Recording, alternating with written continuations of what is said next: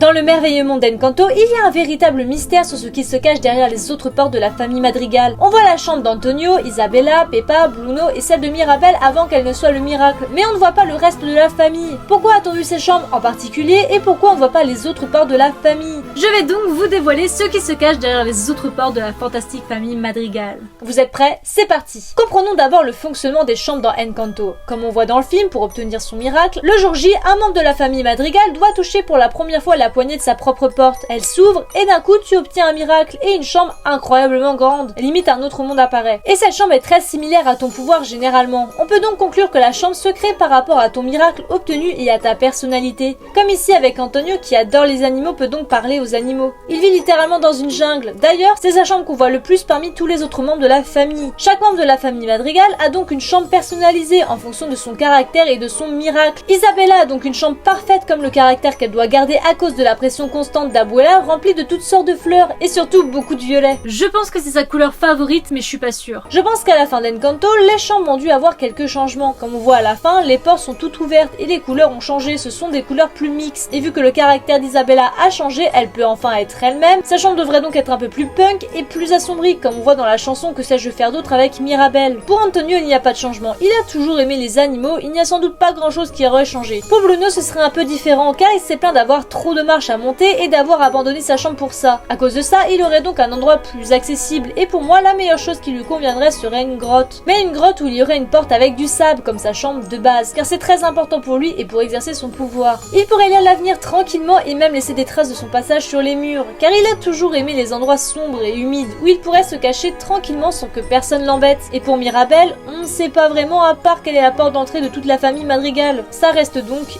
un mystère. Commençons par la chambre de Luisa. Mais revenons d'abord sur le caractère du personnage. Luisa est une jeune femme très forte et très fiable mais surtout très anxieuse qui a toujours eu l'impression d'être la fille qui porte le poids du monde et surtout le poids de sa famille. Elle a toujours été en retrait, ne s'est jamais plainte de rien et souffre en silence de son mal-être et de la pression qu'elle endure à cause de sa famille, mais surtout Abuela qui lui en demande beaucoup trop. Sa chambre devait être une salle de muscu géante complètement faite de pierre pour montrer sa puissance, où elle pourrait s'entraîner à fond et être encore plus forte. Mais ça ne lui correspondrait pas à cause de son caractère selon mon avis. Dans la chanson Sous les apparences, il y a beaucoup d'indices qui montrent le vrai caractère de Luisa. Vers la fin de la chanson, elle dit clairement qu'elle aimerait se détendre et on la voit dans un monde féerique avec une sorte de licorne et de nuages tout roses tout beaux. Et c'est ça qu'il faut retenir. Luisa au fond d'elle-même est une personne qui a gardé son âme d'enfant. Sa chambre serait donc un endroit où elle pourrait se détendre et aussi un endroit enfantin, comme un parc d'attractions géant où elle pourrait s'amuser à faire retomber toute la pression. Franchement, bonne chance si tu passes après elle à la machine à boxe. Ça serait donc un endroit où elle pourrait retrouver son enfance perdue sans doute à cause d'Abuela qui a dû compter sur elle et son miracle depuis son plus jeune âge, l'empêchant d'avoir une véritable enfance et de profiter tout ça à cause de toutes les responsabilités qu'elle a accumulées. Elle aurait pu tout simplement aussi avoir une chambre avec une immense plage paradisiaque en mode Vaiana avec des affaires de muscu pour s'entraîner et à côté se reposer. D'ailleurs, en plus du parc d'attractions, elle devait aussi avoir une chambre avec une grosse pierre lumineuse juste au-dessus de sa tête. Pas très rassurant pour dormir à tout moment, tu te réveilles jamais. Passons maintenant à la chambre de Dolores. Ah là là, Dolores est clairement un personnage qu'on aime ou qu'on déteste. C'est la petite commère de la famille. Son miracle lui correspond parfaitement bien, mais c'est aussi une grande sentimentale, comme on peut le voir. Elle vit clairement derrière l'ombre de sa cousine parfaite, Isabella. Elle essaye donc de se rattraper en étant la fille qui écoute et qui connaît absolument tous les ragots, en espérant mettre un peu de piment dans la famille, et qu'elle se sente vivante. Mais c'est sûr que son pouvoir doit être vraiment chiant. Au bout d'un moment, tu ne peux que devenir fou. Alors il lui faudrait une chambre qui lui correspond, elle et son miracle. Car n'oublions pas que les chambres sont censées être un lieu qui nous ressemble et où on s'y sent bien. Et avec un pouvoir comme ça en plus, il faut quelque chose qui soit vraiment adapté à nos besoins et aux désavantages de nos miracles. Dans les croquis, on sait que Dolores aime la musique et qu'elle joue même quelques instruments. Tu m'étonnes, avec son miracle, elle ne peut que faire de la musique. Elle aurait donc comme chambre une énorme salle de concert totalement insonorisée, avec bien sûr à côté une autre pièce comme un studio de musique ou toute autre salle qui l'aiderait à perfectionner son talent de musicienne et où elle pourrait composer ses propres chansons d'amour, peut-être pour Mariano, avant de les exposer dans sa chambre ou devant sa famille. La musique en plus fait partie de toute la famille Madrigal. On voit Mirabel faire de l'accordéon, Augustine jouer du piano et tous savent chanter et danser. On a clairement une famille d'artistes. Ce qui serait marrant aussi, c'est qu'elle compose des chansons en fonction des ragots qu'elle entend. La chambre de Pepa Madrigal. Pepa est un personnage assez émotionnellement instable et elle est décrite comme émotive. Elle est clairement comme sa mère Abuela Alma et veut que tout soit parfait. Elle reste quand même un personnage qui se bat contre elle-même en permanence, essayant de gérer ses émotions pour ne pas provoquer provoquer un ouragan et gâcher la fête. Pour sa chambre, on peut voir un petit extrait de sa chambre quand Mirabel poursuit Bruno. C'est clairement sa chambre et non celle de Camilo, car on voit bien les petites gouttes de pluie sur les murs et autres outils météorologiques. On peut aussi conclure que les couples Madrigal vivent ensemble dans la même chambre. Peppa vivrait donc avec Félix dans sa chambre. Même si on ne voit pas beaucoup sa chambre lui correspond parfaitement. Elle est très simple, ce qui est parfait pour elle. Elle serait aussi comme la chambre de Bruno et serait aussi en hauteur avec des étages. Le toit de la chambre serait ouvert et si jamais elle ne contrôle plus ses émotions, son ouragan pourrait rester en hauteur et s'étalerait sur les étages, mais ne toucherait pas les étages plus bas. Je pense sincèrement que sa chambre aussi ne manque pas d'eau et d'électricité et qu'elle en a même à volonté gratuitement. Faut juste l'énerver un peu. La chambre de Camilo Madrigal.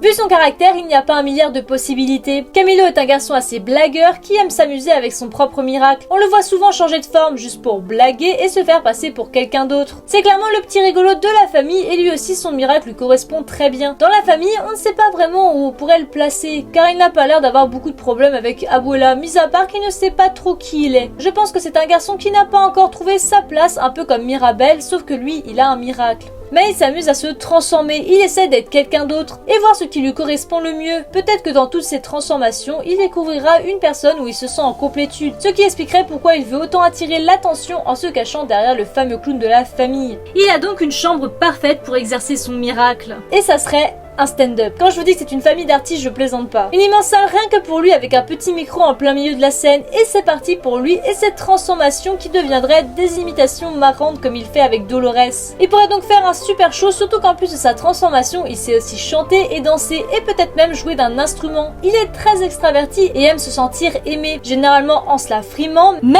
il peut peut-être, qui sait, en se transformant, avoir les capacités de celui en qui il se transforme. Genre un serveur, il pourrait donc savoir servir au plateau par exemple. Il pourrait donc absolument tout faire et être qui il veut, mais ça, on ne le saura jamais. La chambre de Giulietta et Augustine Madrigal. Giulietta est un personnage très simple, très gentil, elle est très altruiste et généreuse. Elle aime aider son prochain et elle fait tout pour que Mirabel ne manque de rien et ne se sente pas exclue de la famille. Grâce à son mari très maladroit qui passe sa vie à se blesser ou se faire piquer, il est le parfait cobaye pour innover de nouvelles recettes pour l'Encanto. Donc ce qui serait le mieux pour ce personnage, c'est un endroit où elle pourrait laisser libre cours à son miracle. Elle pourrait avoir un énorme champ. On la voit souvent avec des herbes dans les poches de son tablier. Elle pourrait donc totalement les cuire là-bas et en faire quelque chose qui guérira ou de comestible. Il pourrait y avoir toutes sortes de variétés de fruits et de légumes, absolument tout pour aider son prochain. Ce champ s'étalerait sur des kilomètres à n'en plus voir le bout et peut-être même une ferme avec des animaux, qui sait. Elle pourrait donc récolter elle-même tous les ingrédients qu'il lui faudrait pour concocter encore plus de plats qui serviraient soit à nourrir tous les gens ou guérir les gens dans le besoin. Ce qui serait fou, c'est d'avoir une autre pièce comme un petit endroit avec un lac où elle pourrait se poser dehors et faire un petit pique-nique au milieu du champ et que toute la famille pourrait venir déguster ses plats face à un coucher de soleil. Et grâce à Peppa, elle pourrait arroser son champ sans le moindre problème. Et même Isabella avec son nouveau pouvoir, elle pourrait tester ensemble de nouvelles plantations. La dernière chambre, celle d'Abuela Alma.